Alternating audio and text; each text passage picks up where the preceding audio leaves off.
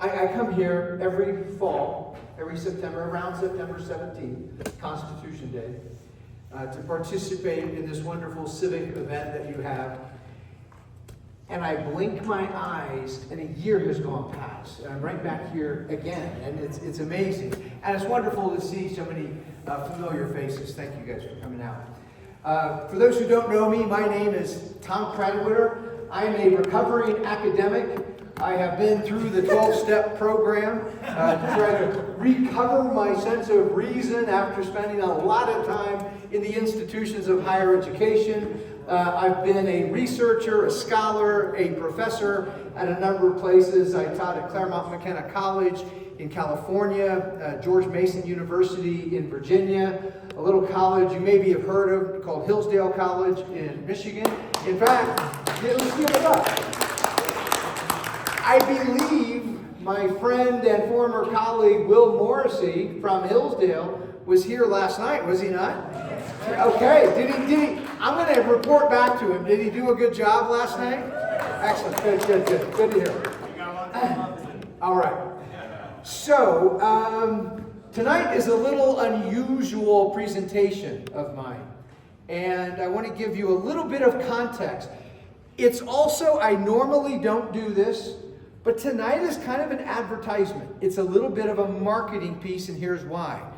I am developing a platform aimed at high schools, and the idea is twofold. A, to get more primary source documents into high schools. So I've gone through and curated this collection of historic documents and collected them in digital form. And B, I'm offering graduate level training for high school teachers who want to understand these documents better. So all the documents I've handed out, by the way, I have a few more. Did everyone get a copy of the handouts? If anyone doesn't, Mark will make sure that you get some. All these documents are the kind of materials that I'm assembling in this platform for high school teachers. And the topic tonight, it's the most infamous, I would argue the most shameful opinion handed down by the United States Supreme Court. And that's saying something because it has handed down some really shameful opinions. I was thinking about this event. This is Constitution Week in Grand Lake. Of course, we want to talk about the Constitution. We want to stay focused on the Constitution. And next year is the 250th anniversary of the Declaration of Independence. So I was thinking, wouldn't it be fun to combine these two important subjects? What could I talk about? And a light bulb went off in my head. The Dred Scott case, which is a constitutional Supreme Court case that revolves around the meaning of the Declaration of Independence. So that's why I chose to talk about this infamous 1857 Supreme Court case, Dred Scott versus Sanford. To set this thing up, I need to give you a little bit of historical background. So we're going to keep this up. Hey, Mark, can I be confident that this will stay up during the presentation? Because I'm gonna refer back to this. Okay.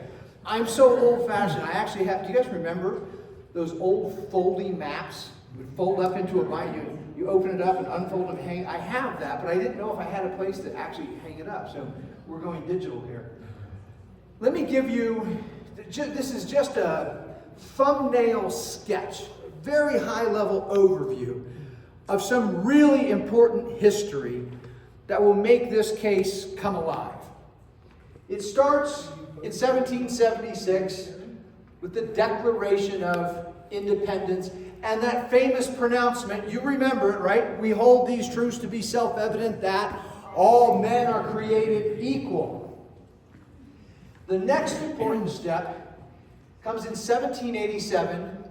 Congress was assembled in 1787 under the Articles of Confederation. You remember that was our Constitution V1, and that Congress passed the Northwest Ordinance of 1787. And I put a stop sign up here because what it did, the Northwest Territory, is this whole big section up here. What would later become the states of Illinois, Indiana, Michigan, Ohio. That whole area, the middle part of the country, that was the Northwest Territory. The reason it was the Northwest Territory, imagine if you're looking at a map of the United States, from your point of view, right, you'd have, God, I'm really bad at this, the Atlantic Ocean over here, right? You have the Pacific Ocean over here. Here's the United States. We think of this coast-to-coast massive thing. But back then, the United States was smashed along the eastern seaboard. So if you start in some place like Virginia and you go north and west, you end up in that big chunk of land that now is in the middle part of the United States. Then it was the Northwest Territory. For our purposes, here's why this matters. That Northwest Ordinance stopped the spread of slavery into the Northwest Territory. A slave owner was free to take his mules and his cows and his horses and his wagons out into the territory, but you know what he could not take legally? He could not take his slaves. No slavery goes into the Northwest Territory. That's the Northwest Ordinance that was passed in 1787. By the way, what else was happening in 1787? Signing of the Constitution. Right, the Constitutional Convention was happening in 1787. And after we get the Constitution, we ratify it, we have elections. The very first Congress sits under the new Constitution. And you know what the very first thing the first Congress does? They repass the Northwest Ordinance. So the Northwest Ordinance is a law under the Articles of Confederation, and it's law, federal statutory law, under the new United States Constitution of 1787. And we're going to come back to this because it demonstrates something really important on the part of the first generation of Americans. They had these states where slavery had been legalized when it was part of the British Empire. And very early on, what are they doing about slavery? They're saying it can't spread. It has to stay where it was. And they're going to work within those states to try to eliminate it, but they're not letting it go out into new territories, which are likely to become new states. Next on our timeline is 1803. President Tom Jefferson goes shopping and gets one hell of a blue light special at Kmart. You know what he buys? Louisiana, right? The Louisiana Purchase. And the Louisiana Purchase is enormous. It's huge. We think of Louisiana, where's Louisiana? Right down here, right? This little tiny state down by the Gulf. But the Louisiana Purchase goes all the way to the Canadian border. It doubles the size of the United States. It is millions of square miles. It's enormous. And the moment we buy Louisiana, the first controversy that crops up is this question: what about slaves? If I'm a slave owner in South Carolina, where slavery was legal, my taxes are contributing to anything the federal government pays or buys. So don't I get to take my property, my legal property, like my mule and my cow and my wagon, don't I get to take it out into that federal territory? And my slave, that's my legal property too. This controversy grows and grows. By 1817, 1818, 1819, there are open threats of civil war, open threats of secession. It's really ugly. They reach, under the guidance of Henry Clay in the United States Congress, they reach a great compromise called the Missouri Compromise of 1820. And what that compromise says, there's a lot of pieces to it. Maine comes in as a new free state. Missouri comes in as a new slave state, which keeps the balance of states in the Senate the same. But for our purposes, the really important thing is they take the southern border of Missouri, which is the 3630 line, and they extend it. And that line is meant to be a fence. No slavery is allowed north of that line. It's very similar to the old Northwest Ordinance, right? It's drawing a line and saying slavery may not go past that line anywhere north into that Louisiana Purchase territory. You with me? Yeah. So, after this, there's a new movement that erupts in the 1820s. And people start calling themselves abolitionists. They want to abolish slavery. They think this is in part a religious movement. There's an apocalyptic religious movement sweeping through the United States. Historians call it the Second Great Awakening. And part of this movement is the view that the end times are likely near. We don't know if it's going to be tomorrow or next week or next month, but somewhere in the near future, we're all going to face Judgment Day. And when we do, how are you going to explain that you're a citizen of a regime that allows slavery? Is that what you're going to tell your judge? Is that what you're going to tell God in heaven? That you've allowed slavery? This is the spirit of the abolitionist movement. We have to get rid of it right now. So those abolitionists are big fans of the Missouri Compromise. They think this is a good thing. They want to stop slavery from spreading. This is law for 3 decades, up until 1854. In 1854, Congress passes the Kansas-Nebraska Act under the leadership of the most prominent Democrat in the United States. Well, I was going to say in the United States Congress, but the most prominent Democrat in the United States at that time, Stephen A. Douglas. He's the sitting senior senator from the state of Illinois in the United States Senate. There's a whole ugly background behind this, why he writes this bill and works so hard to get it passed.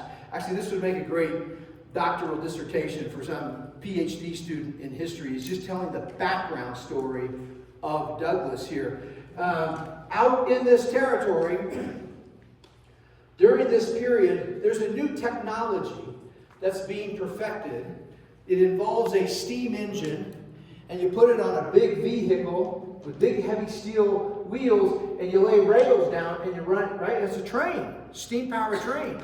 And there's all this speculation about, hey, we want to run railroad tracks all the way to the Pacific Ocean. And that raises an obvious question. Well, if you're going to connect the East Coast, which is heavily populated, to the West Coast, is that railroad line going to go through northern states like Illinois? That's where Stephen Douglas is from. Or is it going to take a southern route? Douglas wants it to go through a northern route. Things heat up in 1849. Does anyone recall what happened in 1849 out in California? The gold rush. They discovered gold. Now all of a sudden you have this huge rush of people to the West Coast to go, speculate and try to get rich off of gold. So now the demand is on. We got to build a railroad. And Douglas, guess what Douglas starts doing? As he's lobbying to arrange a railroad line that will go from New York through Chicago, in his home state of Illinois, to the West Coast, he starts buying land out here. Now why would he do that? Why would he be buying land out there in the prairie?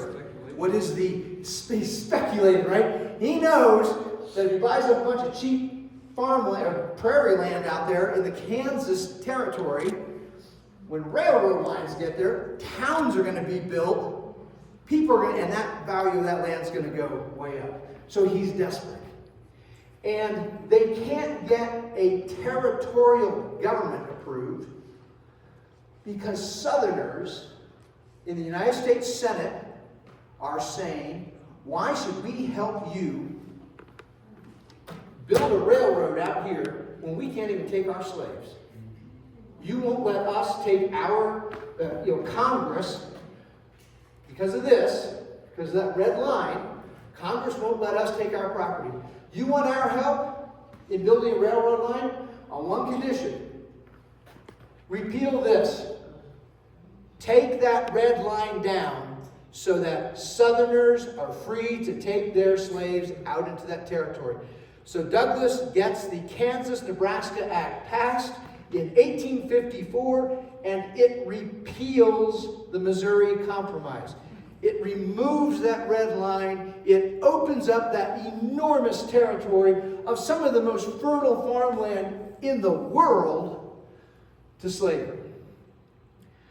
I love teaching this in classrooms because when I present, first of all, usually when I refer to Stephen A. Douglas, I love to refer to his initials because he's just sad.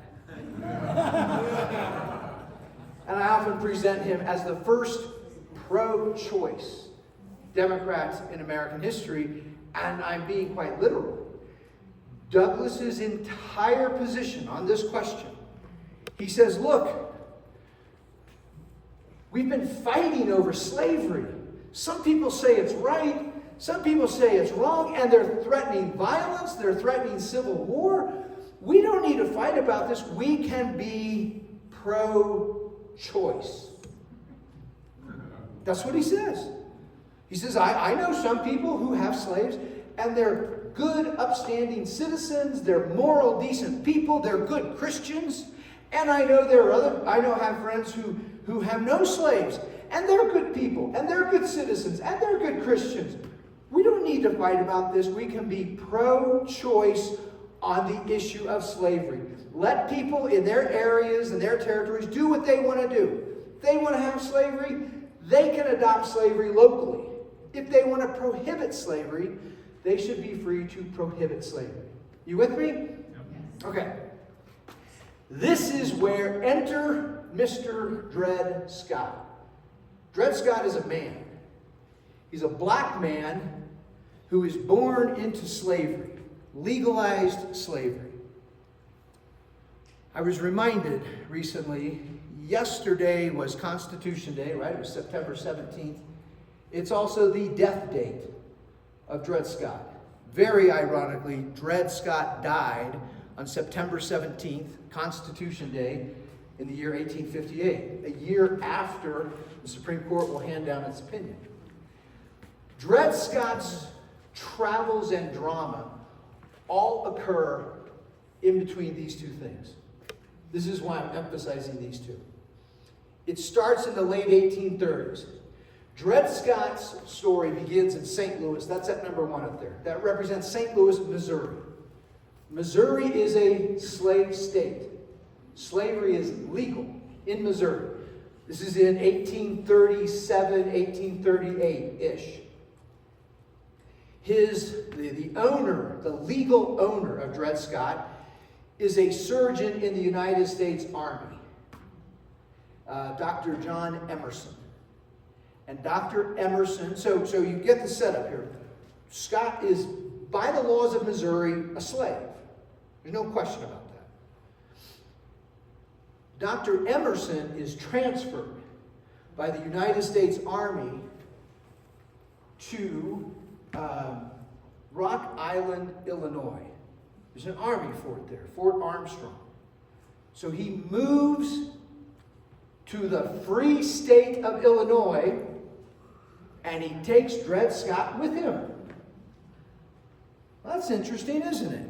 This isn't just like a visit. They moved there. They lived there for several years. So here's Dred Scott still being held as a slave in the free state of Illinois. By this point, Illinois had abolished slavery by virtue of their state constitution. There was no slavery allowed in Illinois. It gets worse. The United States Army then transfers Dr. Emerson again up to Fort Snelling, which is in the Minnesota territory. This is before Minnesota's a state. Minnesota's not a state yet. This is just federal territory that's part of the Louisiana Purchase, right? This is now we're in the early 1840s. What's the law of the land? The Missouri Compromise. What does federal law say about slavery north of this line? Can't have it. No slavery is explicitly prohibited. No slavery allowed north of this line. They lived there for several years. Dred Scott is still held as a slave. Eventually they return to St. Louis, and in the little district court there, some abolitionist friends of Dred Scott in the 1840s helped file a lawsuit on behalf of him, suing for his freedom. And he's suing on 2 counts. He's saying, I became a free person by virtue of the Illinois state constitution, and then I became a free person by virtue of federal statutory law. I should be a free person. I am not a slave. Any questions on sort of the basic logistics? You follow this. You see why Dred Scott has a case, a really powerful case, a really interesting kind of case. This case works its way through the Missouri court system. By the way, if you're ever traveling if you're going through St. Louis, right downtown, it's only a block or 2 from the big arch right by the river. They have preserved that old courthouse, and they've devoted the entire courthouse inside into a memorial for the Dred Scott case. So it's definitely worth setting aside an hour or 2 to just go through the inside of that old historic courthouse where this case originated. It's St. Louis. Yes? His attorney who took up his case? Oh, I don't remember the name of the lawyer. It's in my Lincoln book. I can't remember his name.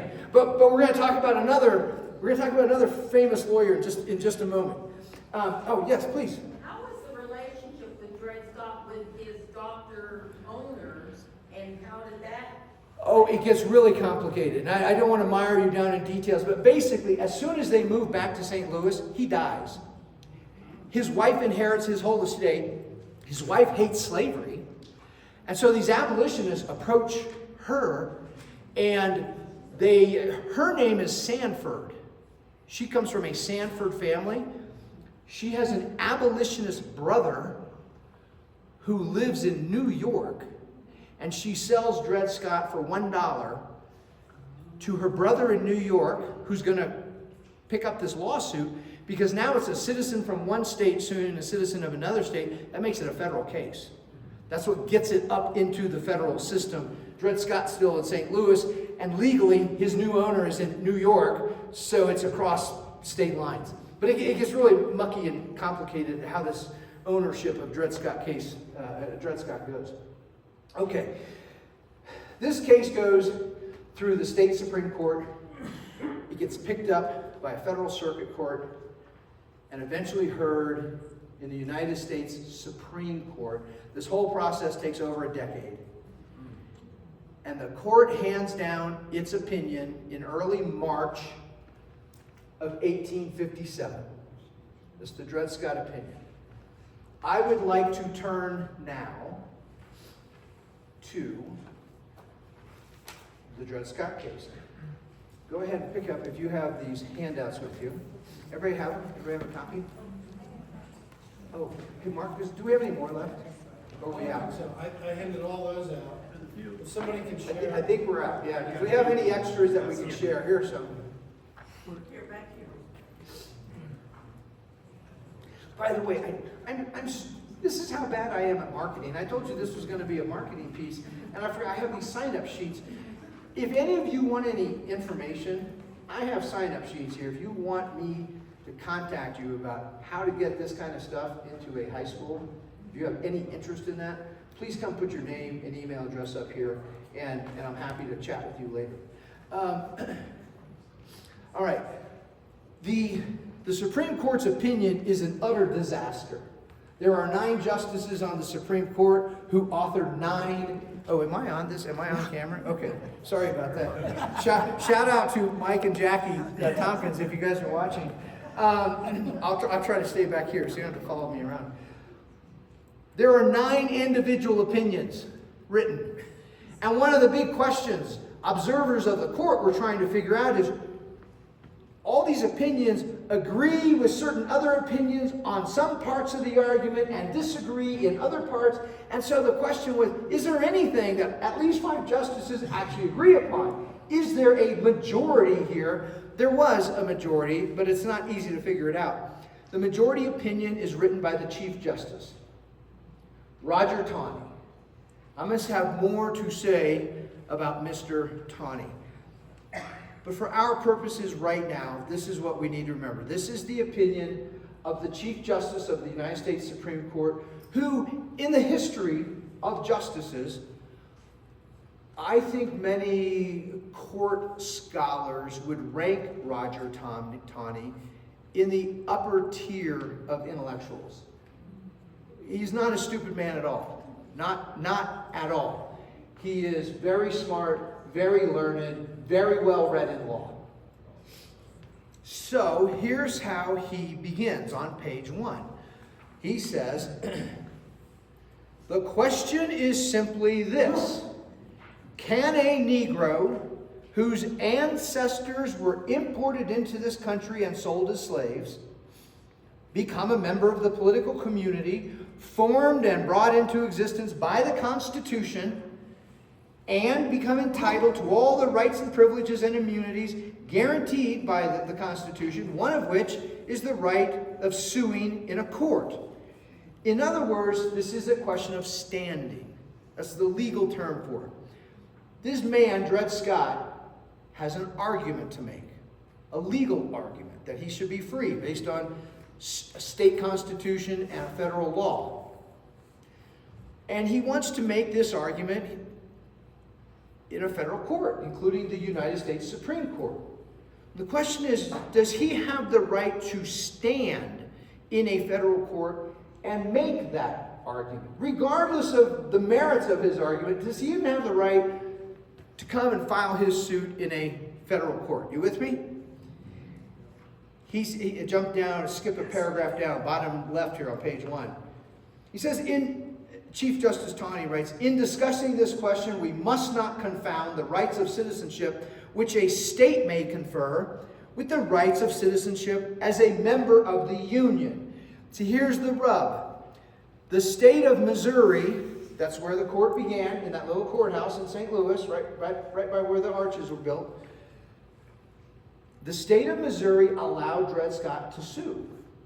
Now, he didn't win, but they did recognize his right to file a lawsuit. That means they recognize enough citizenship rights to hear his argument. So the Chief Justice is saying, whatever state citizenship a person has tells us nothing about their national citizenship, whether they are a United States citizenship. I don't know if anyone spoke this year or last year on the citizenship clause of the 14th Amendment. Have you guys done if we haven't done, okay, there's the topic for next year. We need to do a discussion on the citizenship clause of the 14th Amendment, which is being challenged. It's going to be challenged in the United States Supreme Court here in likely in a matter of weeks. Well, that clause was meant to overturn this. Because the court here in Dred Scott is saying, look, just because Missouri or Colorado says you're a citizen of the state, that doesn't mean you're a U.S. citizen. That's a different subject.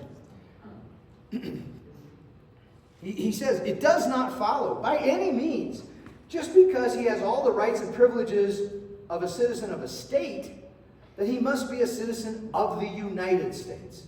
These are 2 separate questions. And this is the United States Supreme Court, so we're going to try to figure out, is he a citizen of the United States? Does he have any standing here in this federal court? Well, how are we going to answer that question? He said, jump over to the right column, top right column. The question then arises whether the provisions of the Constitution in relation to the personal rights and privileges to which the citizen of a state should be entitled embrace the Negro African race at that time, when the Constitution was written, back then, or who might afterwards be imported, who had then or should afterwards be made free in any state. Now, this is interesting. The question is, can a black person be a U.S. citizen who was imported into the United States and enslaved at the time of the founding, or imported later, or who became free? All of a sudden, we're not simply talking about, does a legally enslaved black person have a right to sue? We're now talking about, does any descendant of a slave have a right to sue, whether that individual is legally enslaved or free? And keep in mind, by this time, by 1857, many northern states have large free black populations. There are entire parts of Boston, Massachusetts that are black neighborhoods where free black men and women live, vote, run businesses, own property, all these sorts of things. He says, turn over to page 2. Left-hand column, first full paragraph.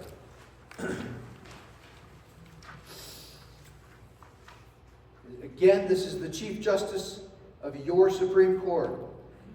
It is difficult at this day, in 1857, it's difficult at this day to realize the state of public opinion in relation to that unfortunate race, which prevailed in the civilized and enlightened portions of the world at the time of the Declaration of Independence, and when the Constitution of the United States was framed and adopted.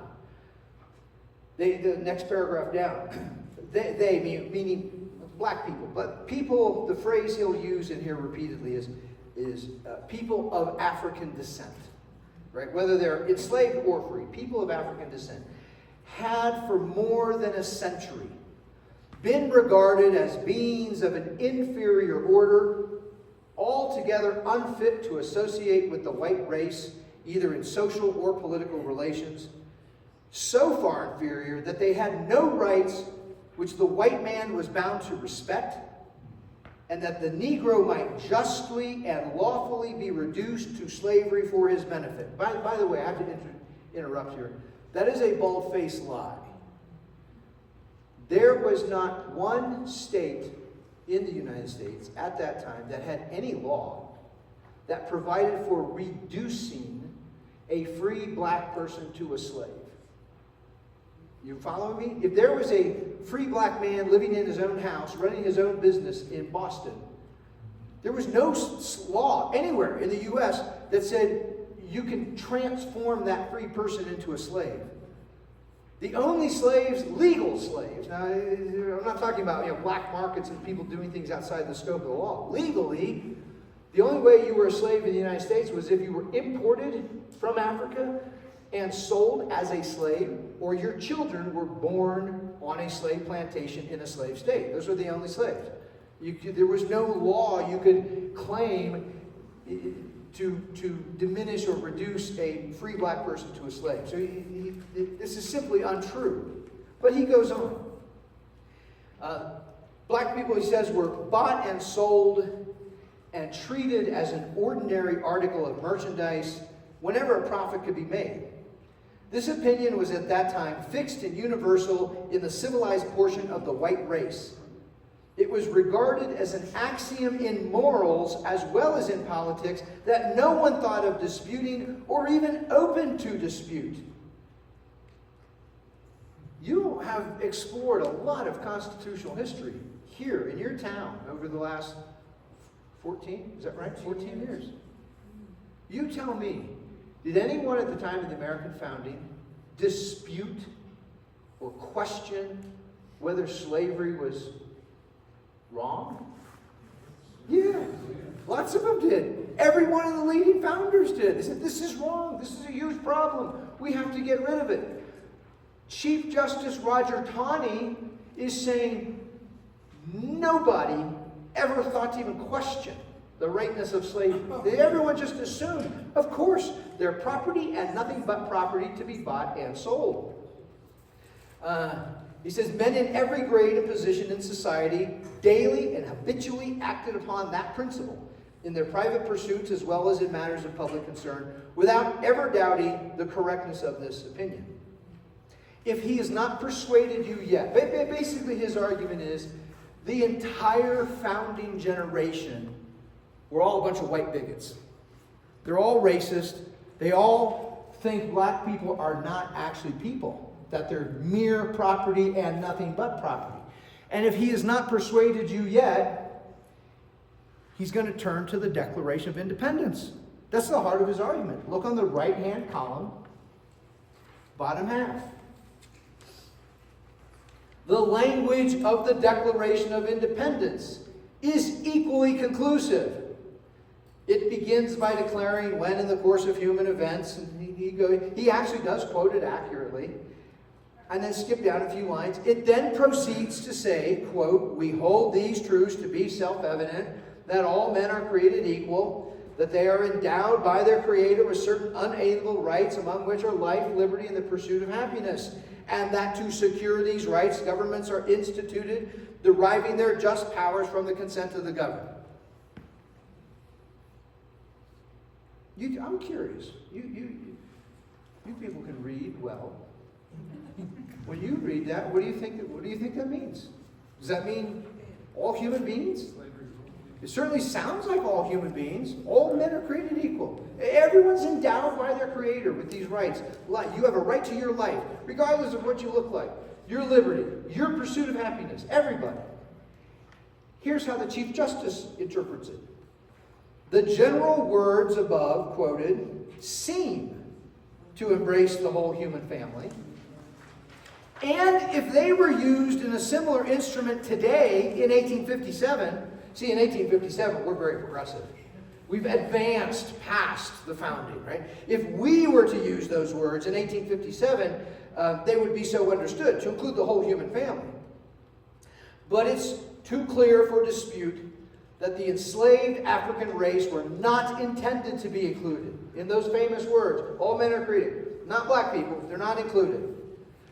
How does he know this? He says, well, if the language as understood in that day did embrace black people, then the conduct of the distinguished men who framed the Declaration would have been utterly and flagrantly inconsistent with the principles they asserted. They would have been hypocrites, right? If they said, all men really are created equal, everyone has the same rights. Oh, and we have this thing, slavery here.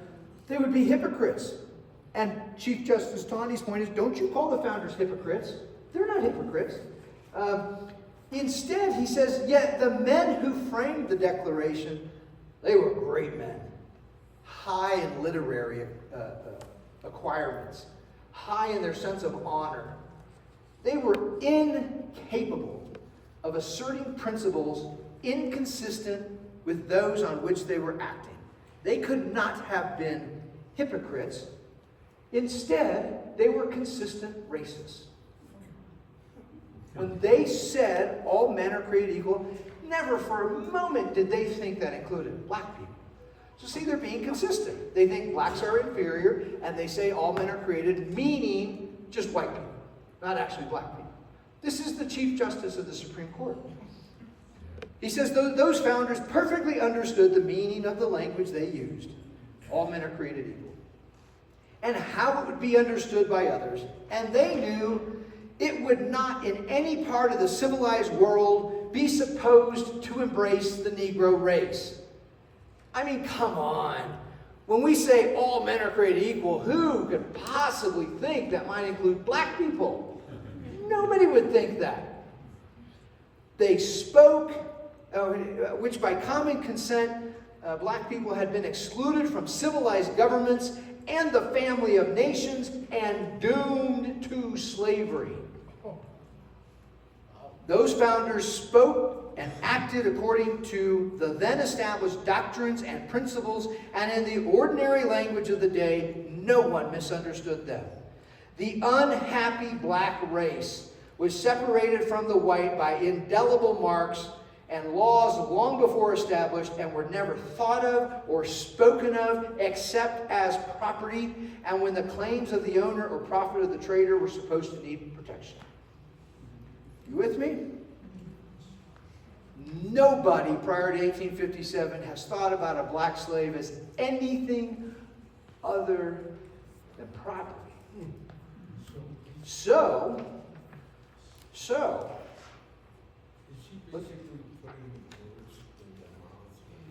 oh, you want to know a fun fact? That's why I'm kind of reading. Yeah, his question was, is the Chief Justice putting words in the mouths of the founders? Yeah. So I spent a lot of time with this case. I actually did my master's thesis on this case. Oh, wow. When you print this whole thing out, the whole opinion, I gave you a very abridged version. The whole opinion runs about 125 pages. And that's why I didn't want to, I saved you some work by just carving out the key turning places. But in the whole 125 page opinion, take a guess, just a wild guess, how many times Chief Justice Taney quotes the founders? 0. 0. He never once quotes from Jefferson or Madison or Washington or him. None. He never lets it. And it turns out they all had a lot to say about this subject. And what they said about it was, slavery is a terrible injustice. It's a terrible wrong. They have the same rights as all other human beings, and we have to get rid of this problem. That's how they spoke and wrote. And what Chief Justice Taney does is silences them. He just doesn't quote from them. He just summarizes them and says, well, clearly it's obvious that they didn't think black people were included in that proposition. Okay, so turn to page 4. In the full opinion, this is about halfway through where he reaches his conclusion.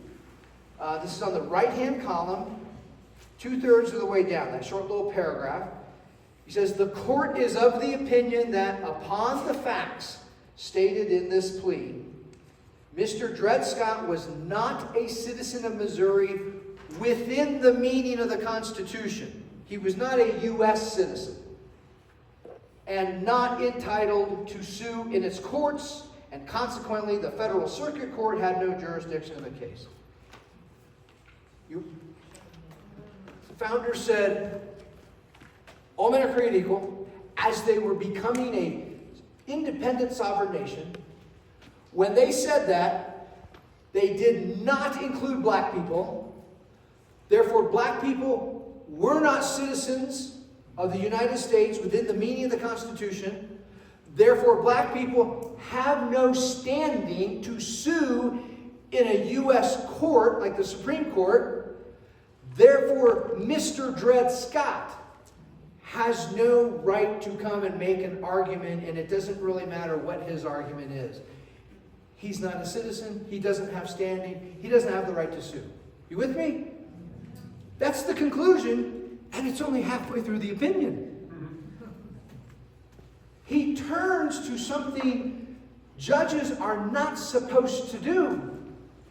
After concluding Dred Scott cannot sue, he says, just for the hell of it, let's see how we might have ruled had we let that schmuck make his argument. So this is all now just hypothetical.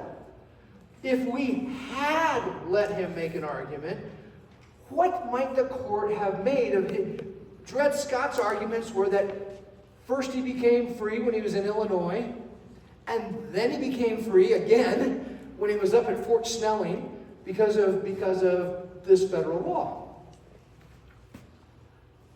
Chief Justice Taney, if you turn to page 5, he reverses the order. He says, you know, this is more interesting. Dred Scott's time up in Fort Snelling. That involves a federal law, the Missouri Compromise. So he says, let's proceed. to examine this first question. This is on the left-hand column of page 5. The act of Congress upon which the plaintiff, that's Dred Scott, declares that slavery, the act of Congress is this, the Missouri Compromise, declares that slavery and involuntary servitude shall forever be prohibited in all that part of territory that was ceded by France under the name of Louisiana, the Louisiana Purchase, which is north of the 36 degrees and 30 minutes. He then turns and asks this question. This is a federal law, yes? Who passes federal laws? Congress, and usually signed by a president. I mean, there's a way for Congress to override a veto, but typically, right, Congress passes a bill and a president signs it into law, which was this case. And the Chief Justice asked this question. Actually, it's a good question. It's a question I wish the court asked more often. Does Congress have constitutional power to pass that law? And if so, where does the Constitution authorize Congress to do this? Well, Congress pointed to Article 4. Do you guys have a Constitution with you? Yeah. By any chance? Hey, if you have a Constitution with you and you want to follow along, I mean, he does quote it, so we'll read it in here too. But if you want to look at it for yourself, this is in Article 4, Section 3 of the Constitution. And Tawny quotes it here. This is page 5, left-hand column. The counsel for the plaintiff, again, Dred Scott is the plaintiff, so the lawyer for the plaintiff, has emphasized that article in the Constitution which confers on Congress the power, quote, he's quoting the Constitution, to dispose of and make all needful rules and regulations respecting the territory or other property belonging to the United States. So let's slow down here and look at this. Who has power according to the Constitution? Congress. Congress has power. To do what? To dispose of, so they can get rid of, they can sell, or to dispose of and make all needful rules and regulations respecting the territory or other property belonging to the United States. Is this in the form of rules and regulations? Yeah, it presents a rule. It says you can't take slavery up into the territory. Is it rules and regulations for the territory owned by the United States? Yes. Right? You with me? You think I'm trying to get you. I kind of am. This seems to be perfectly constitutional, right? I mean, Article 4, Section 2 says Congress has power to make all needful rules and regulations respecting the territory and other property of the United States. Chief Justice Taney says, what's wrong with you people? Can you not read? Look at the words. It says, Congress has power to make needful rules and regulations respecting the territory. When was the Constitution written? 1787. What was the one territory owned by the United States in 1787? The Northwest Territory. Here's Tawny's problem. He wants to strike this down. He wants to declare this unconstitutional. His problem is there's a big precedent. If someone says, well, has Congress ever prohibited slavery in the territory before? Yeah, they did right here. And this was the act of the very first Congress. You know who was in the first Congress? James Madison was a United States representative. He was elected from his congressional district. The father of the Constitution is in the first Congress that passes this. You don't want to go challenge this, do you? You don't want to make the argument that this is unconstitutional. That basically means taking on James Madison and saying he doesn't understand what's in the Constitution he designed. So, how do you escape a fight with this, not criticize this, not challenge this, but strike at this?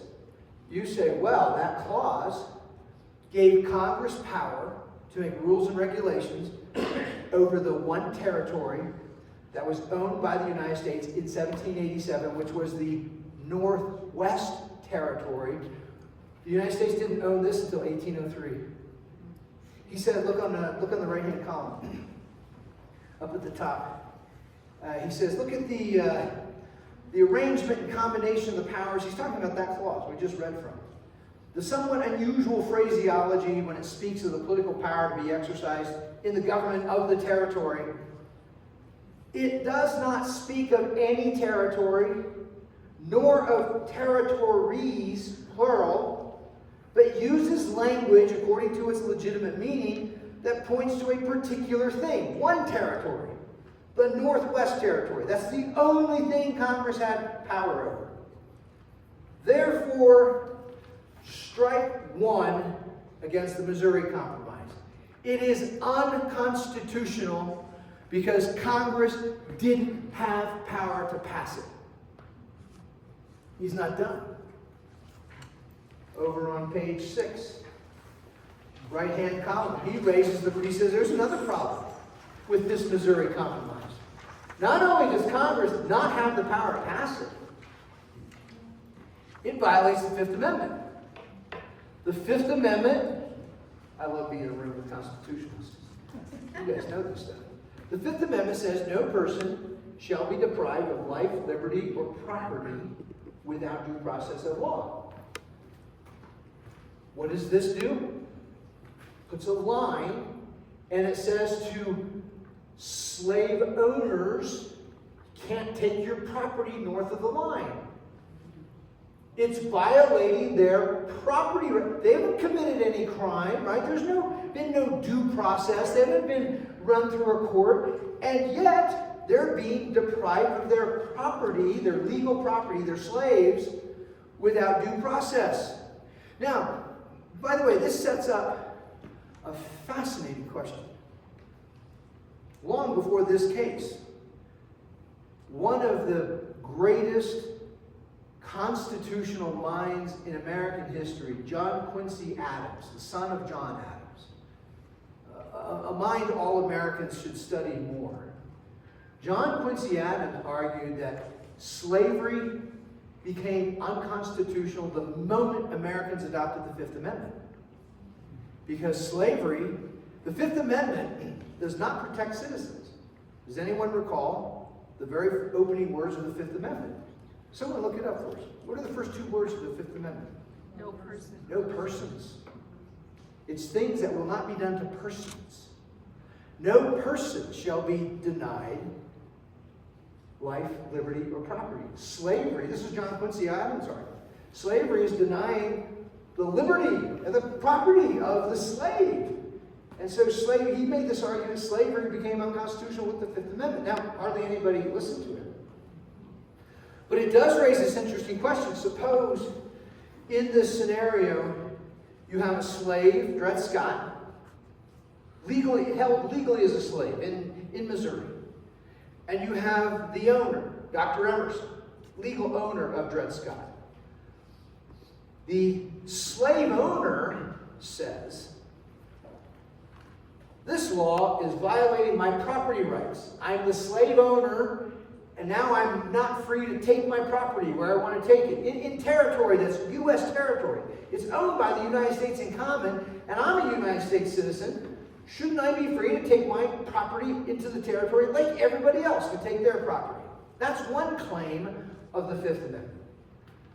The slave can also make a claim and say, I'm a person who's being denied my liberty and property by slave laws.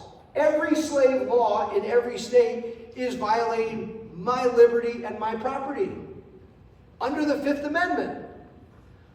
So the question is, well, does the Fifth Amendment, remember, the Fifth Amendment offers protections for persons. So does it offer protection for the slave owner? Or does it offer protection for the slave? Chief Justice Taney says, well, We discussed this subject in the first part of our opinion. How were slaves viewed by the entire founding generation? As property. Only as property. They were never seen as anything but property. Therefore, the Fifth Amendment only protects the slave owner, who's a person, and it does not protect the slave, who's not a person. The slave is mere property. Strike 2 against the Missouri Compromise. It's unconstitutional because Congress had no constitutional power to pass it, and it's unconstitutional because it violates the Fifth Amendment property rights, the property rights enshrined in the Fifth Amendment. Wow. So anyone with dark skin of African descent cannot be a citizen, doesn't have standing, and Congress apparently has no rightful constitutional power to draw any line and stop the spread of slavery. There's a question back here, or a couple of questions. I don't know who was first. Doesn't Scott's counsel ever challenge his whole premise is that no one ever discussed this, and obviously it's recorded that they did. Why didn't he bring it up? I'm not following. What do you mean? Back in the Declaration of Independence, they were challenging slavery. There was two states that insisted slavery or no union. Yeah, absolutely. Didn't Scott's counsel ever say, wait, you are wrong, Carney, it was discussed? Well, we don't get this argument until Tawny's opinion. So this is the last step. Is the Supreme Court publishes this opinion, and it shocks everybody. It shocks everyone. Now, where do I go from here? I'm sorry. What state is Tawny from? Maryland. Here's where I want to go next. There's so much to unpack here. And some of you are sitting here thinking, what the hell is going on? And you should be thinking that. I want to share with you, I'm going to be a little cute just for a minute. We just heard the opinion of a prominent young lawyer about the meaning of the Declaration of Independence, right? A lawyer who happens to be the Chief Justice of the Supreme Court. And he's saying it doesn't include black people and therefore they can't be citizens and all that, right? I want to share with you the opinion of another lawyer. A young lawyer, I'm not going to give his name away yet. A young lawyer, here's the case he was involved in.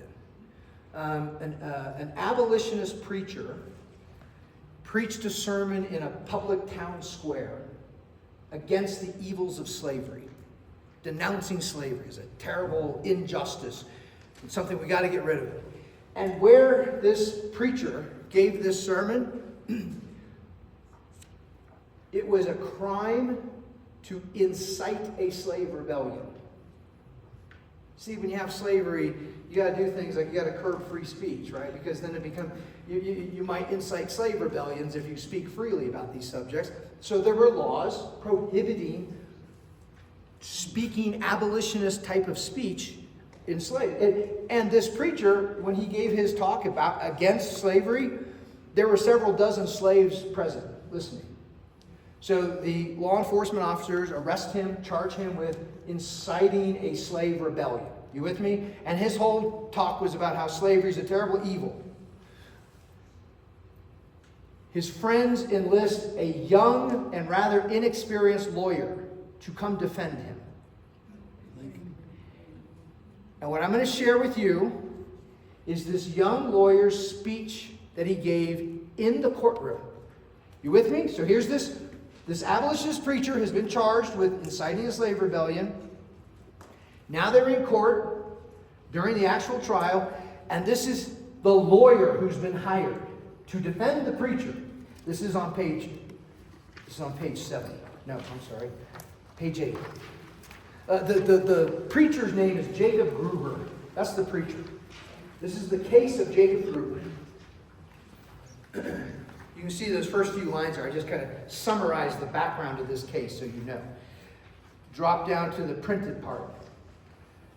This is the lawyer. Ready? Any man has a right to publish his opinion on that subject of slavery whenever he pleases. It's a subject of national concerns and may at all times be freely discussed. Mr. Gruber, that's the preacher did indeed quote the language of our great act of national independence, the Declaration of Independence, and insisted on the principles contained in that venerated instrument.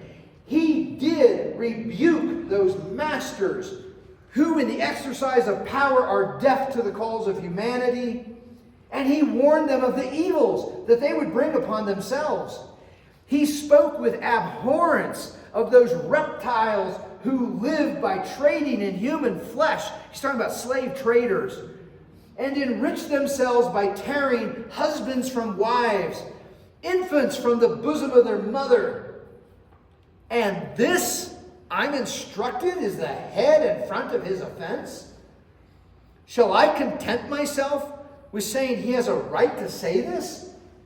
That there's no law to punish him? So far is this preacher from being the object of punishment in any form of proceeding, that I, the lawyer, I'm prepared to maintain the same principles and to use the same language right here in the temple of justice and in the presence of those who are ministers of the law.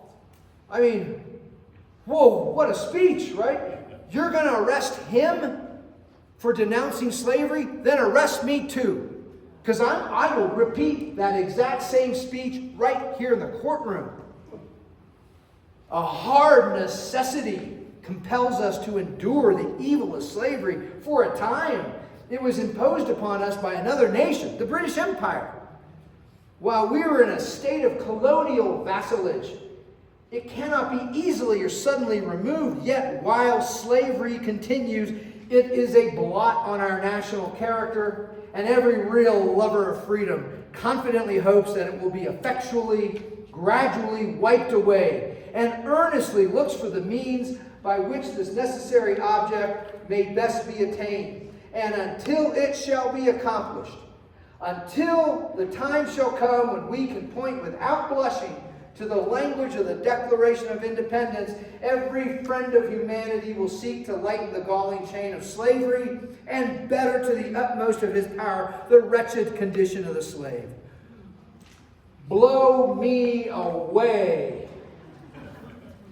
Anybody want to guess who that young lawyer is? That is obviously a soon-to-be president of the United States, Abraham Lincoln, right? Wrong.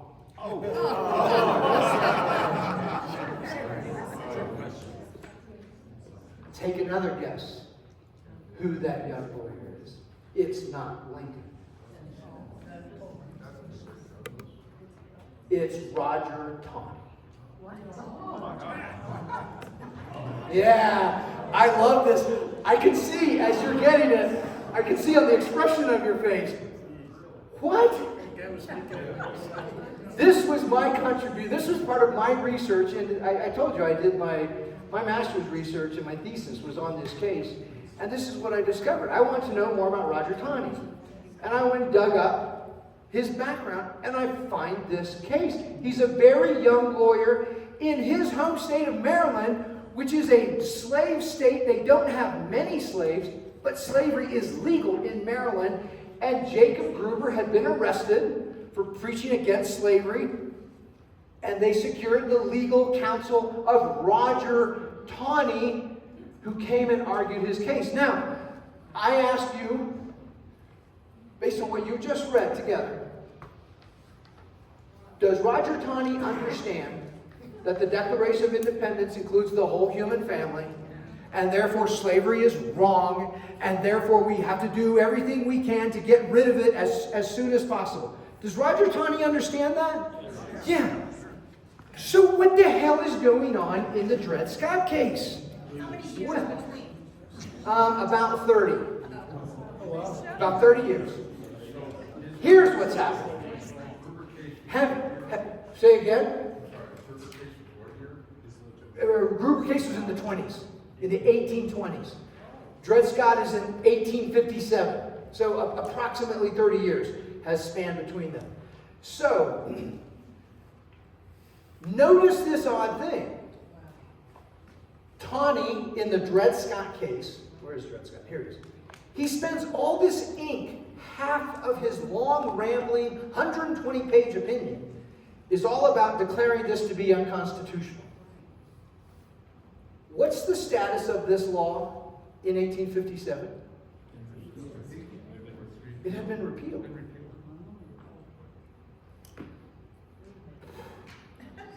Why jump through all these hoops and make these ridiculous arguments? How, it just says the territory, not any territory, and all that hoopla, to declare unconstitutional a law that had already been repealed? I'll share with you the answer. Turn to page 9 in your handouts. I present to you, ladies and gentlemen of the jury, I'll pretend like I'm a lawyer here, since we're talking about lawyers. These are the election results from the presidential election of 1856. 1856. Let that year sear into your brain as you think about the timing of all this. There had been two major political parties before then. The Democratic Party, which is the oldest party. To this day, it's the oldest party in the United States. In fact, in 3 years, 1828 to 2028, in 3 years will be the 200th birthday of the modern Democratic Party, founded in 1828 by Andrew Jackson. And there was a Whig Party. And the Whig Party had collapsed. And there was a new party that popped up in 1854. Why in 1854? Because this thing was passed. And everyone who hated slavery hated this. Originally, the new political party that was created in 1854 was called the Anti-Kansas-Nebraska Party. Because it was a party to rebel against this and try to get this reinstated, and they very quickly changed their name to the Republican Party. Well, this is getting curious now, isn't it? So the Republican Party, at its founding in 1854, has one purpose, and that is to reinstate the Missouri Compromise, put that line back up so that we can again stop slavery from going in the territory. That's the whole goal of the Republican Party when it's founded. To build a coalition to oppose this and to reinstate this. And in 1856, 2 years later, is the first presidential election when the Republican Party is in existence. And you can see old John C. Fremont, he's going to play an important role in the Civil War as a general for Lincoln. He's the candidate. He's the Republican nominee in the 1856 presidential election. Now, he loses. He does not win. The Democrat, James Buchanan, wins. However, look at that turnout.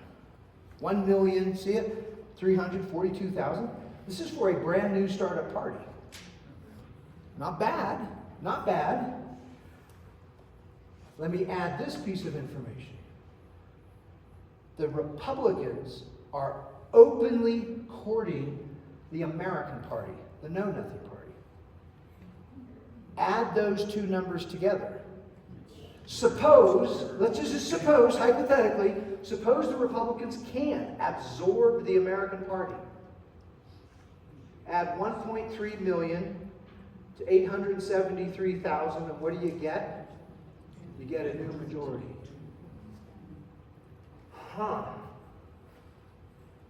If you're a Democrat, this is threatening stuff. This is big time. This is important. So who's this guy, Roger Taney, who happens to be Chief Justice of the Supreme Court? Anybody want to take a guess? Who nominated Roger Taney? The greatest of all Democrats in American history. The man who founded the modern Democratic Party, Andrew Jackson. Andrew Jackson, because Tawney had provided loyal service to President Andrew Jackson. Jackson's a peculiar, weird guy. He hated a lot of people and a lot of things, and he was quite open about it.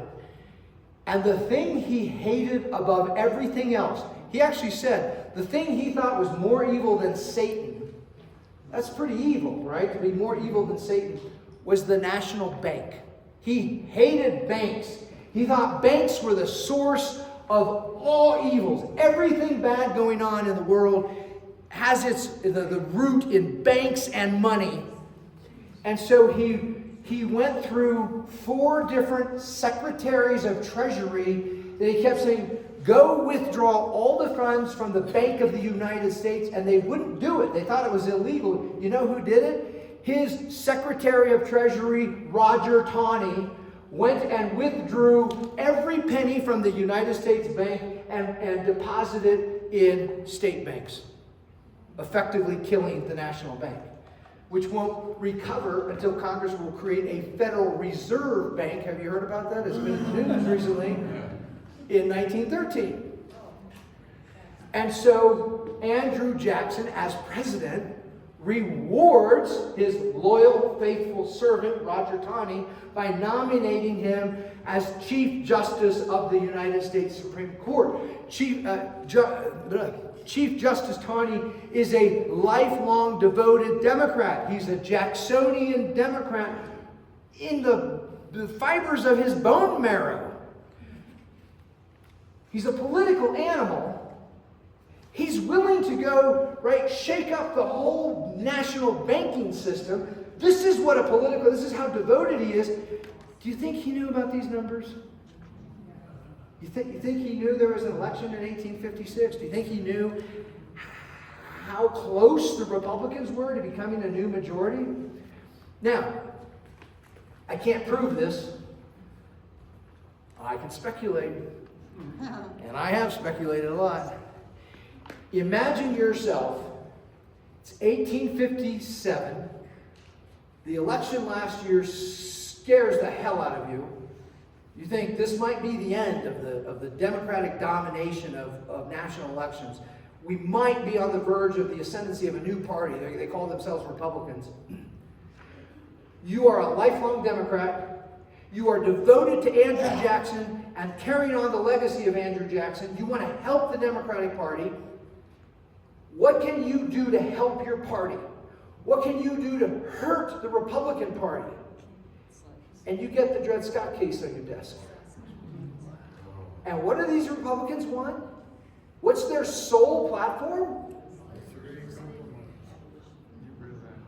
Wouldn't it be useful politically to declare the one thing Republicans want to do, to declare that unconstitutional? You're basically saying the party is unconstitutional. The goal of the party is unconstitutional. They are constitutionally illegitimate. It would help your own party, your Democratic Party, by discrediting the one major opposing party. Could there be partisan politics involved in Supreme Court decisions? Oh, say it ain't so, brother.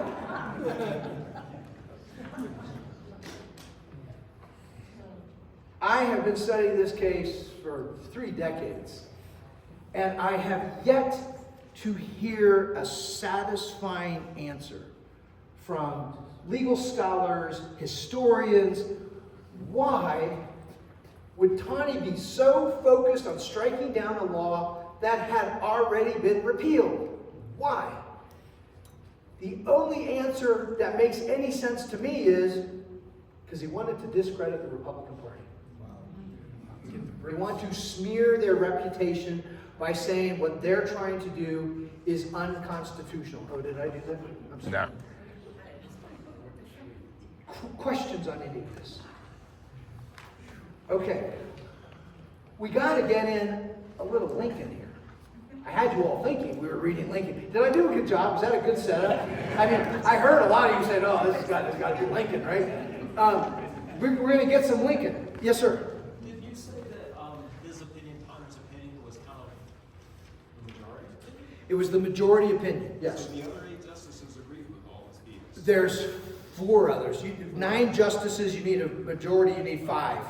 And 5 agree with those 2 holdings that black people cannot be citizens and the Missouri Compromise is unconstitutional. And their opinions said that? Yes, yes. And then we have Justice McLean and Justice Curtis both write dissenting opinions. And we're going to see in a moment, Lincoln's going to quote from both of them. Were they all part of Jackson?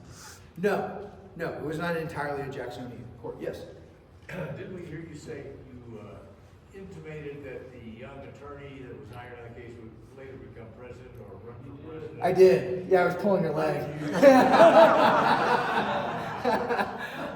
I was pulling out. I wanted to get you all thinking this has to be Lincoln. Because it is a perfectly Lincolnian speech, right? Like it sounds like something Lincoln would say. So I was playing there. Yes.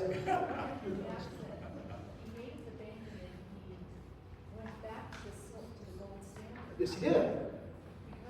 Yes, which becomes an enormous controversy after the Civil War. I mean, slavery gets in the way, and we fight a huge, ugly Civil War. And as soon as the embers from the Civil War stop smoldering, what are we fighting about? Gold and silver. Yeah, it returns with a vengeance, which is part of the story of why then in 1913 we create the Federal Reserve to attempt to solve that problem. Now, all these things are very, very closely related. So, let's hear from Mr. Lincoln.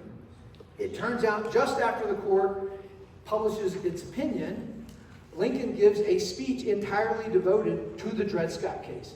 It is, I consider it to be one of Lincoln's 4 most important speeches. And if you turn to, let's see, where should we start? Turn to page 11. So this is Lincoln. This is summer of 1857, a few months after the court has handed down its opinion. Keep in mind the timing here. Lincoln in 1857 he's a private citizen. He had served 1 term in the House of Representatives, the U.S. House of Representatives, almost a decade earlier. He holds no office. The next year, the Republican Party of Illinois will nominate Lincoln for the general election for the U.S. Senate, and the incumbent senator is a prominent, famous Democrat, Stephen Douglas, the same Stephen Douglas who did this. He's up for re-election in 1858, and they have a series of debates. Oh, by the way, it's just so much fun stuff. I don't know do you know how the debates happen? This is a great little story. I can't skip over this. So Lincoln was a big, tall dude, right? He's what, 6'5", something like this? He's the opposite of me, right? I'm short and wide, he's tall and skinny. And in 1858, in that summer, Douglas was prominent. Douglas was influential. Douglas was wealthy. Douglas was a very wealthy man. He speculated in land. He knew Congress was going to go build railroads on. Set that aside. Here's how wealthy Stephen Douglas was. He had his own train car, and he would hire an engine to. He couldn't ride, regular passenger trains. I mean, that's beneath him. He has his own car that in fact, 2. One is a sleeping car, and then he has a big flat platform behind, a separate car, with a cannon on it. And when Douglas would pull into town, his aides would go out there and fire the cannon off. Boom! And now everyone knew Stephen Douglas had arrived because he's shooting the cannon off. You get the sense of Stephen Douglas? So when Douglas gave a talk, thousands of people would show up. Everybody came to hear Stephen Douglas. He was the hottest thing since melted butter. Lincoln at that point was a nobody.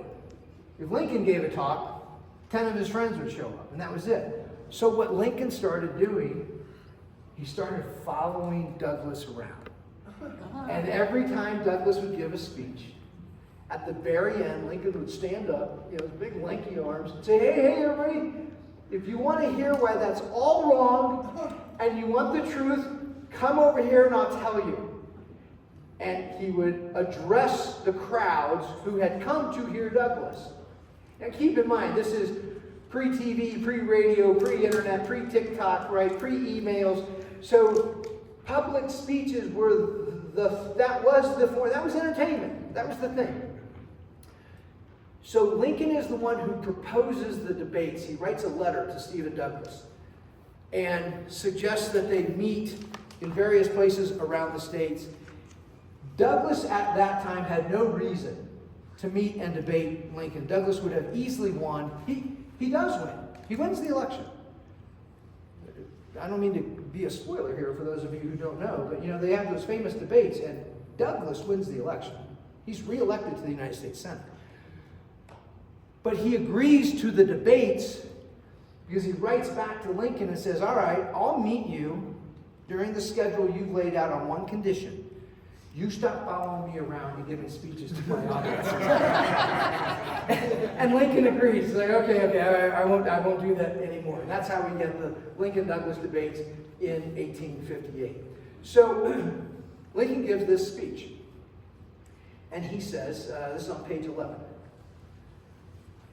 Middle of the page. And now to the Dred Scott decision.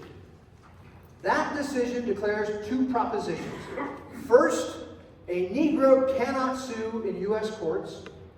And secondly, Congress cannot prohibit slavery in the territories. This was in the Constitution.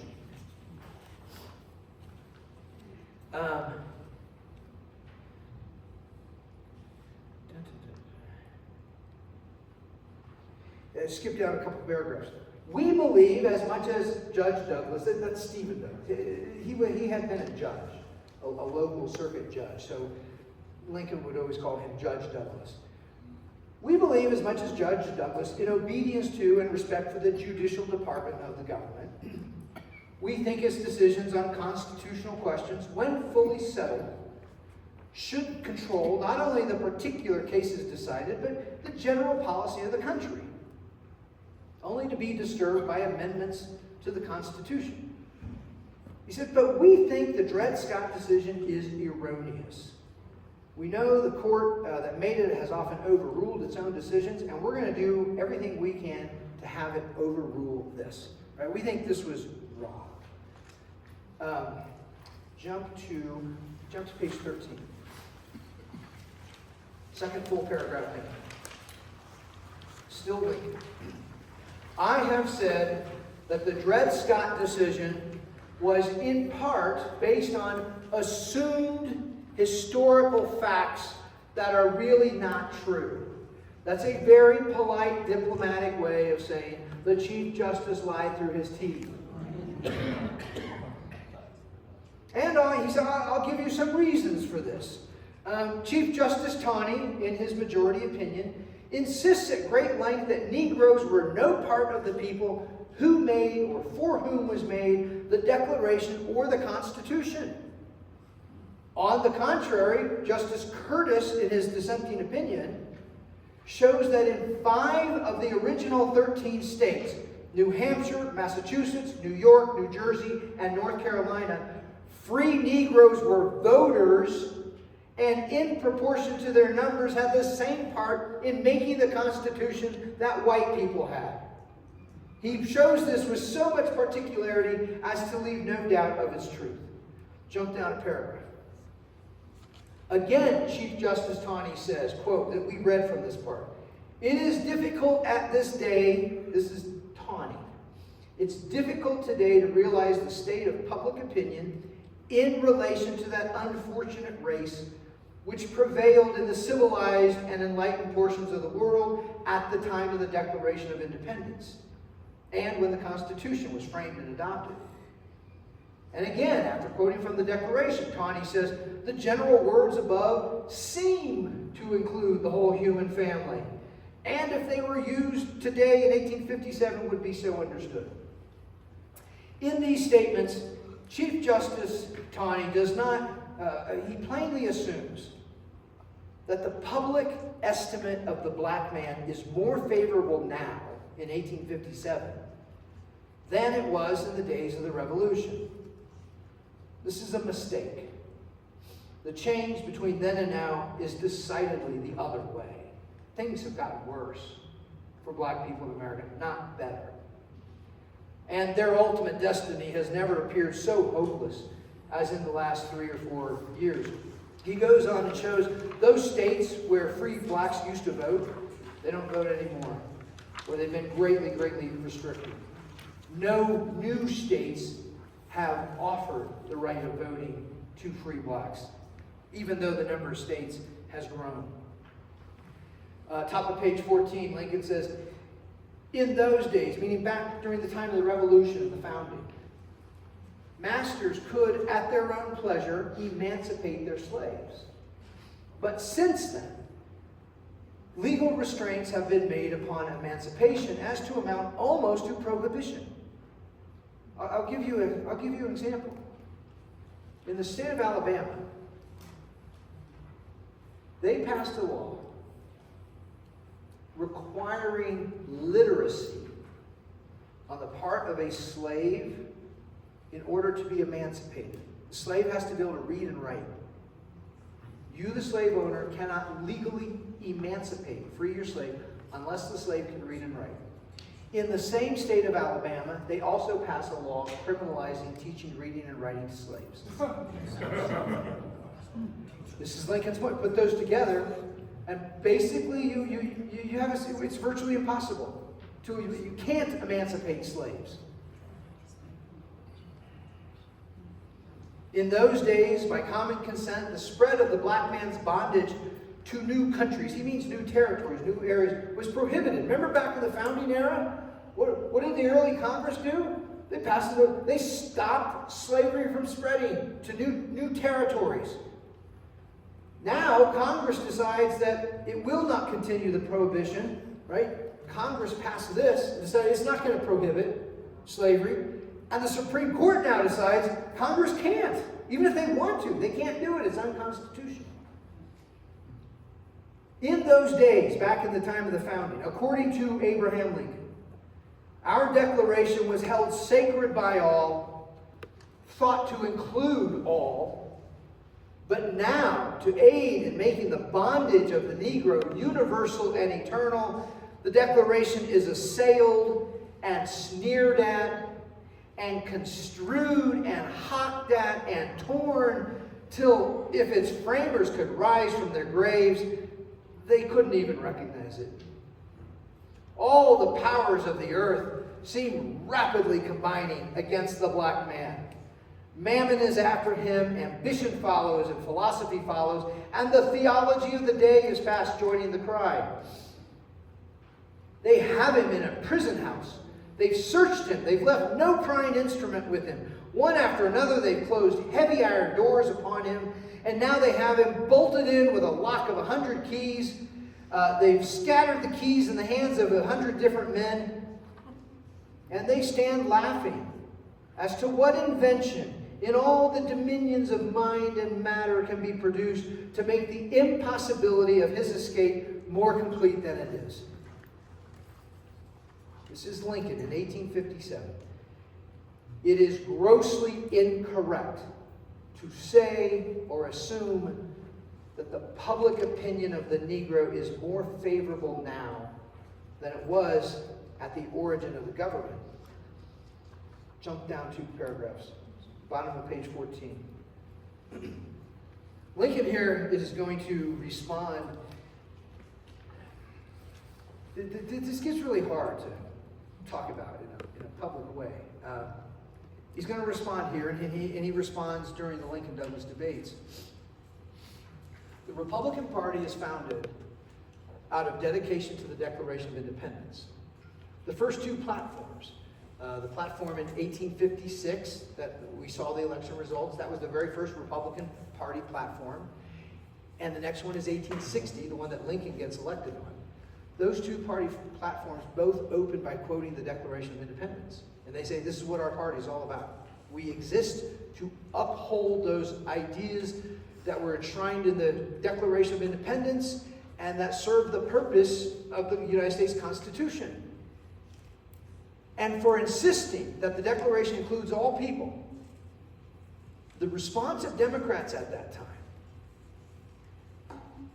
was really ugly.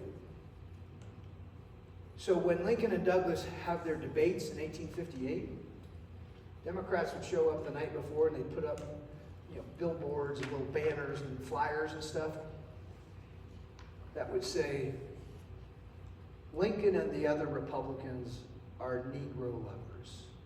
They didn't use the word Negro. That's what it means to be a Republican. You want to jump in bed, it's a bunch of white men obsessed with black women. Now, this is a powerful political accusation. Right? If you want votes, if you want to get elected, and Lincoln does want to get elected, you have to address it. You have to counter that somehow.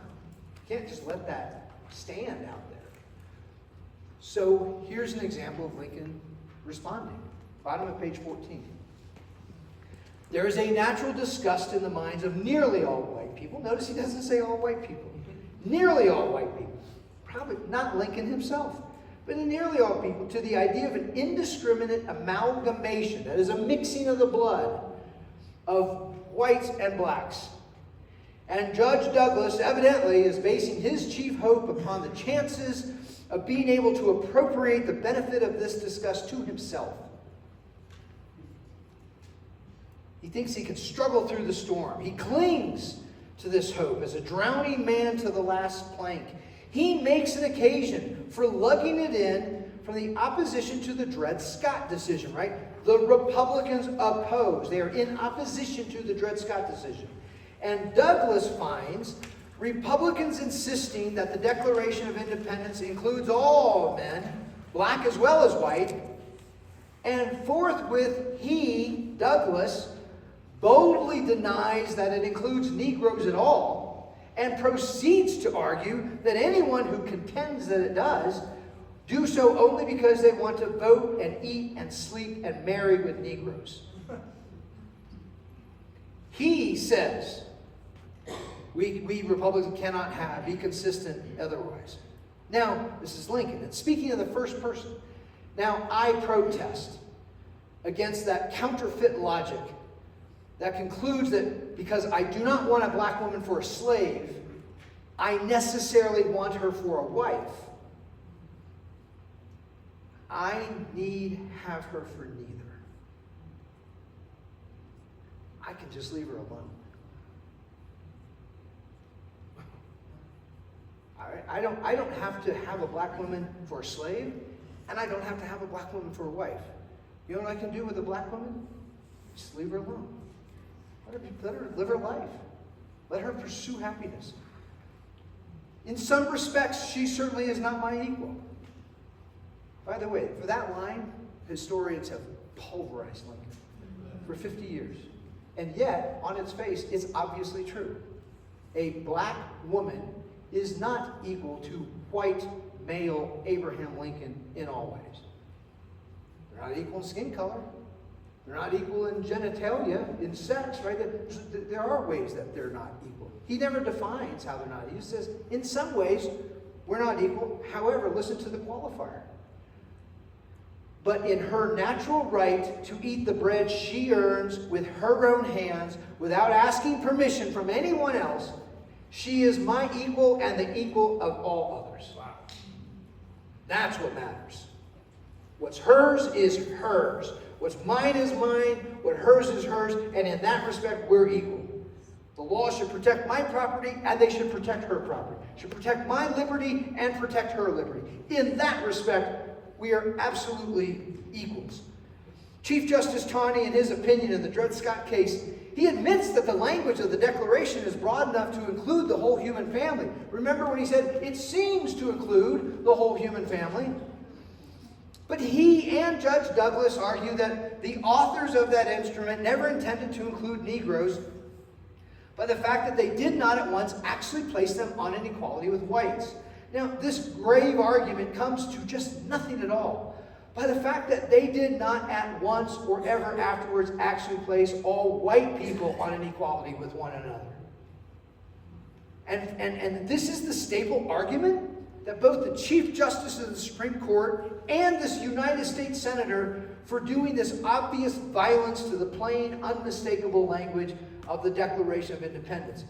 Now, we saw earlier the interpretation of the Declaration offered by the Chief Justice of your Supreme Court, right? He told us what he thinks the Declaration means. Doesn't include, black people weren't included, they were thought of as nothing but property.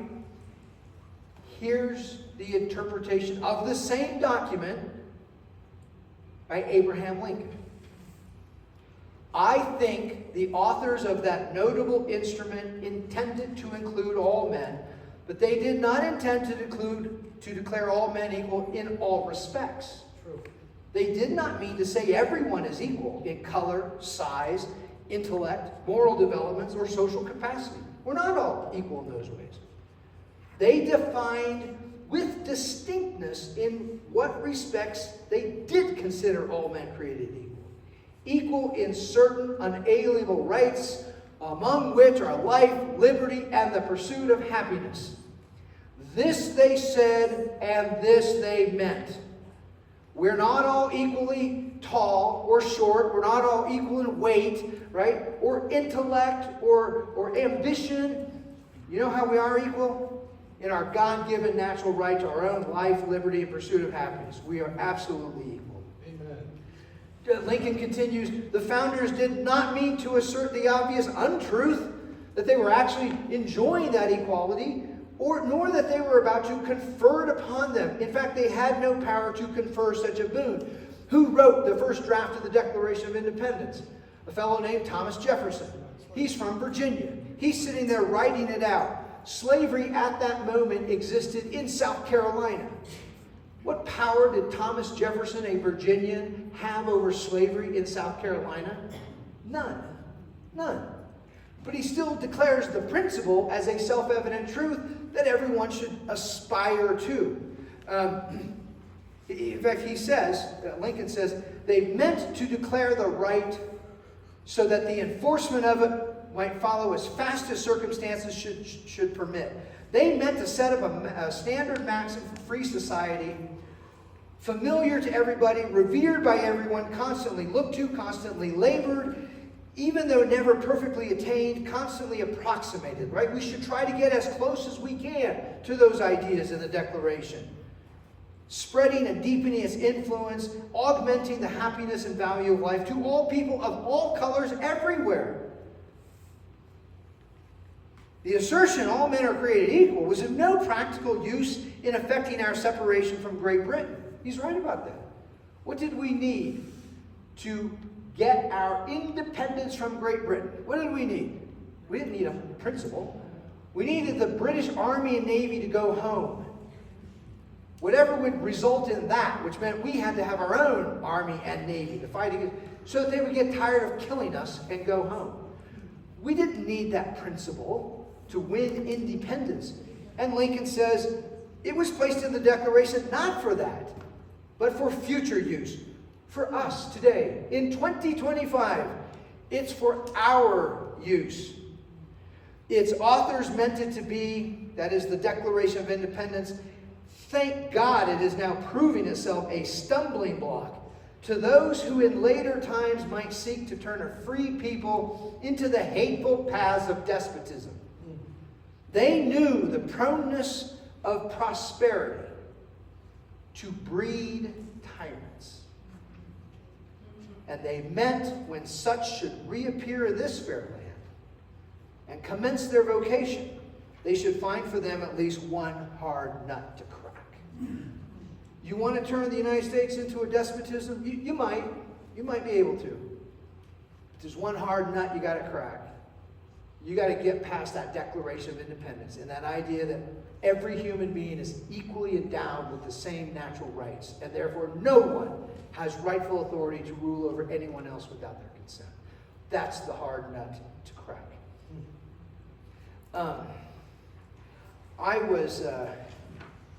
I was teaching a group of high school teachers, and this one fellow sort of motioned with his hand, and he said, I feel so stupid. He said, I've been teaching high school history and social studies classes for something like 25, 30 years. He was an older guy. He'd been teaching for a long time. And I was walking them through this, the Dred Scott case. And he said, I just realized I've been teaching Roger Taney's view of the founding, not Lincoln's. He said, you know what's in our textbook? Roger Taney's view. I mean, they don't cite Roger Taney, but how the American founding is presented in our textbook aligns with what Roger Taney says, not with what Lincoln says. Look on page 19.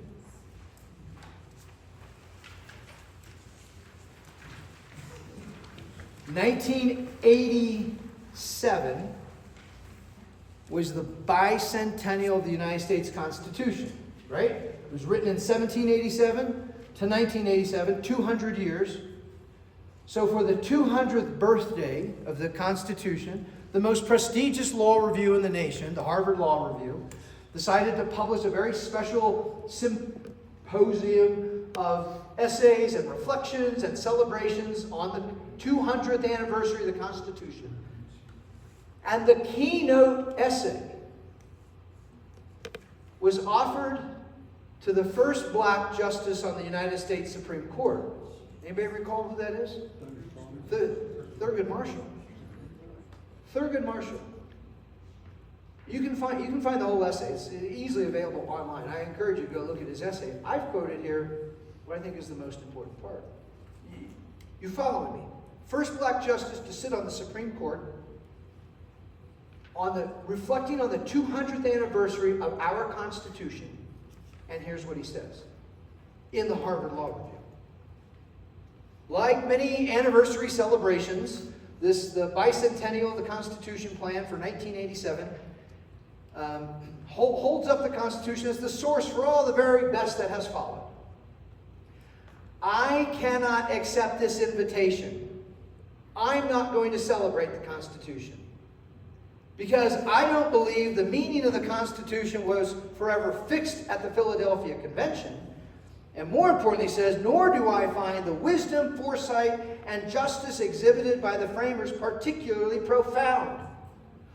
I, Thurgood Marshall, am not very impressed by the Constitution of the United States, written by Madison and Hamilton and all the others. Well, why not? What is your problem, Justice Marshall, with the United States Constitution? He says, the original intent of the phrase, we the people, was far too clear for any ameliorating construction. Writing for the Supreme Court in 1857, Chief Justice Taney followed the following passage in the Dred Scott case on whether, in the eyes of the framers, slaves were included in we the people. We think blacks were not included. They had for more than a century been regarded as beings of an inferior order, altogether unfit to associate with the white race. As recently as 1987, which is not ancient history, the first black justice on the Supreme Court looks to Roger Taney as his guide for what the founding means, for what the Constitution means, for what the Declaration of Independence means. And you know who he does not cite in his essay? Abraham Lincoln. No mention of Lincoln. Lots of mention of Roger Taney. That's why I gave this title, Lies That Stick. Not only did Roger Taney lie in his official capacity as Justice of the Supreme Court in an opinion published by the Supreme Court, that opinion has stuck. Ladies and gentlemen, we now have millions of fellow citizens who think Taney's opinion is right. They think the founding was shameful, embarrassing, racist, that the Declaration did not include black people, that the framers of the Constitution thought they were nothing but property, when the truth is exactly the opposite. It's why Americans launched the greatest anti-slavery movement in all of history.